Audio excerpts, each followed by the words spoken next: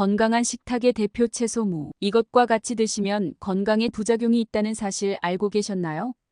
영상을 보시기 전에 구독과 좋아요 꼭 클릭 부탁드리며 오늘 영상에서는 무의 효능을 감소시킬 수 있는 음식들과 무의 영양소를 극대화시킬 수 있는 최적의 음식들을 소개해 드리려고 합니다. 우선 무가 지닌 탁월한 효능들을 자세히 살펴볼게요. 먼저 식이섬유가 풍부한 무는 장 운동을 활성화시켜 소화기 건강을 개선하고 변비 예방에 효과적인데요. 또한 무에 함유된 디아스타아제라는 효소는 전분을 분해하여 소화 과정을 촉진하며 속이 더부룩한 증상을 완화시킵니다. 이로 인해 무는 소화가 어려운 음식을 섭취한 후 소화불량을 겪는 사람들에게 특히 유익한 식품으로 장 건강에도 긍정적인 영향을 미칩니다. 또한 해독작용 또한 무의 중요한 효능 중 하나인데요. 무는 이뇨작용을 촉진하는 성분을 포함하고 있어 신장 기능을 활성화하고 체내에 축적된 노폐물과 독소를 배출하는 데 도움을 주며 잦은 배뇨를 통해 불필요한 물질을 효과적으로 배출하고 체내 수분 균형을 유지하여 해독을 촉진하는 데 큰 역할을 합니다. 더불어 무는 비타민C의 풍부한 공급원으로 강력한 항산화 작용을 제공하는데요. 비타민C는 자유라디칼을 제거해 세포 손상을 방지하고 노화 방지와 면역력 강화에 기여합니다. 감염성 질환으로부터 신체를 보호하는 데 중요한 역할을 하며 특히 겨울철의 감기 예방과 면역력 증진에 탁월한 효과가 있습니다. 더 나아가 호흡기 건강에도 무가 긍정적인 영향을 미치는데요. 무에 함유된 항염 성분은 폐와 기관지에 쌓인 점액을 제거하고 염증을 완화하는 데 도움을 줍니다. 특히 무즙은 기침과 가래를 완화하는 데 탁월한 효과를 발휘하며 감기나 호흡기 질환에 걸렸을 때 증상을 빠르게 완화시킬 수 있습니다. 또한 무는 저칼로리 식품으로 다이어트에 적합한 식재료인데요. 칼로리가 낮아 부담 없이 섭취할 수 있을 뿐만 아니라 수분과 식이섬유가 풍부해 포만감을 제공하고 과식 방지에 도움을 주며 소화를 촉진하고 체내 수분을 보충하는 효과까지 있어 체중 조절에도 큰 기여를 합니다. 더불어 칼륨이 풍부한 무는 체내 나트륨 배출을 촉진해 혈압 조절에 도움을 주며 혈액순환을 원활하게 하고 고혈압 예방에 효과적인데요. 무에 함유된 비타민 C와 폴리페놀 같은 항산화 성분은 혈관벽을 보호하고 심혈관 질환의 위험을 줄이는 데도 유익합니다. 또한 무는 피부 건강을 개선하는 데도 탁월한 효과를 발휘하는데요. 비타민 C는 콜라겐 생성을 촉진하여 피부의 탄력을 유지하고 세포 재생을 도와 피부를 더욱 건강하게 만듭니다. 물을 꾸준히 섭취하면 밝고 탄력 있는 피부를 유지할 수 있으며 피부 노화를 예방하는 데 큰 도움이 됩니다. 뿐만 아니라 간 건강에 대한 무의 효과도 눈에 띄는데요. 무에 포함된 항산화 성분은 간에 쌓인 독소를 제거하고 간의 해독 기능을 강화하는 데 도움을 줍니다. 이는 간 손상 예방에 기여하고 간 건강을 유지하는 데 중요한 역할을 합니다. 그리고 무는 혈당을 안정적으로 유지하는 데 도움을 주며 특히 당뇨 환자에게 유익한 식품인데요. 무는 소화 속도를 늦추고 혈당이 급격하게 상승하는 것을 막아 혈당 조절에 효과적입니다. 이는 인슐린 저항성을 낮추고 당뇨 관리를 돕는 중요한 역할을 합니다. 마지막으로 무는 항염 효과가 뛰어나 체내 염증을 완화하는 데 큰 도움을 주는데요. 무에 함유된 항염 성분은 관절염이나 류머티즘 같은 염증성 질환의 증상을 완화시키며 염증 예방에도 기여합니다. 무는 영양가가 뛰어나지만 함께 먹는 음식에 따라 그 효과가 달라질 수 있는데요. 무의 효능을 극대화하기 위해서는 잘못된 음식 조합을 피하는 것이 중요합니다. 지금부터 무의 효능을 약화시키고 함께 섭취하면 부정적인 영향을 줄 수 있는 음식들을 소개할게요. 첫 번째는 감자입니다. 감자와 무는 모두 식이섬유가 풍부해 소화 건강에 긍정적인 영향을 미치는 식품으로 잘 알려져 있는데요. 식이섬유는 장 운동을 활발하게 하여 소화를 촉진하고 변비 예방에도 탁월한 효과를 발휘합니다. 그러나 이 두 음식을 과도하게 함께 섭취할 경우 소화에 도움이 되는 식이섬유의 이점이 오히려 소화 시스템에 부담을 줄 수 있습니다. 특히 식이섬유가 다량 포함된 음식을 한꺼번에 많이 섭취하면 섬유질이 장내에서 발효되는 과정에서 가스가 과도하게 생성되면서 복부 팽만감과 불편함을 초래할 수 있는데요. 장내에서 섬유질이 지나치게 발효되면 소화불량과 함께 불쾌한 증상이 동반될 수 있어 적절한 양을 유지하는 것이 중요합니다. 두 번째는 시금치입니다. 무와 시금치는 모두 칼륨이 풍부한 채소로 신장 기능이 저하된 사람에게는 칼륨 배출이 원활하지 않아 고칼륨 혈증을 유발할 수 있는데요. 칼륨은 심장과 근육 기능을 유지하는 데 중요한 전해질이지만 신장 질환이 있는 경우 칼륨이 제대로 배출되지 않으면 혈중 칼륨 농도가 급격히 상승하여 심장 박동 이상이나 근육 기능 장애가 발생할 수 있습니다. 특히 무와 시금치를 동시에 섭취하면 칼륨 섭취량이 크게 증가해 신장 기능에 부담을 줄 수 있으므로 신장 질환이 있는 사람은 두 음식을 함께 섭취하는 것을 주의해야 합니다. 세 번째는 고추입니다.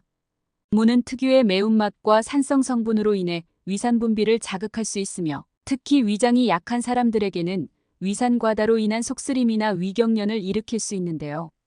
고추 역시 캡사이신이라는 매운 성분을 함유하고 있어 위산 분비를 강하게 자극할 수 있으며 무와 고추를 함께 섭취하면 두 식품의 자극성이 더해져 위장의 부담을 가중시킬 수 있습니다.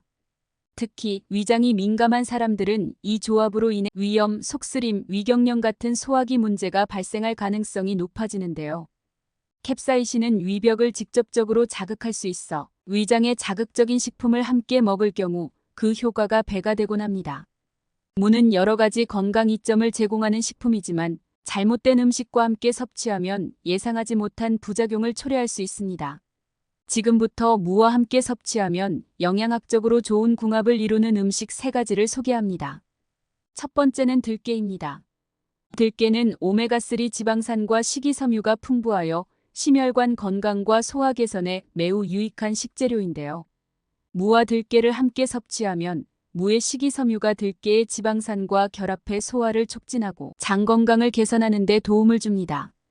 또한 들깨의 오메가3 지방산은 염증을 줄이고 혈액순환을 개선하여 심장 건강을 강화하는 데 기여하며 무의 이뇨작용과 함께 체내 노폐물과 과도한 수분을 배출하여 몸의 정화를 돕습니다. 두 번째는 닭고기입니다. 닭고기는 고단백 저지방 식품으로 근육 형성과 체중 관리에 매우 유익한 식재료인데요. 무와 닭고기를 함께 섭취하면 무의 식이섬유가 닭고기의 단백질과 결합해 소화를 돕고 포만감을 오래 지속시킵니다. 또한 무는 이뇨작용을 통해 과도한 수분과 노폐물을 배출해 체내를 정화하는 데 기여하는데요. 닭고기와 무의 조합은 장 건강 개선에도 효과적이며 소화를 촉진하고 전반적인 영양 흡수를 돕습니다. 세 번째는 두부입니다. 두부는 식물성 단백질과 칼슘이 풍부한 식품으로 무와 함께 섭취하면 뼈 건강과 소화 건강에 긍정적인 영향을 미칠 수 있는데요. 두부에 함유된 단백질과 무의 식이섬유는 소화를 돕고 포만감을 주며 무에 포함된 칼슘 흡수 촉진 성분이 두부의 칼슘과 상호작용하여 뼈를 튼튼하게 만듭니다.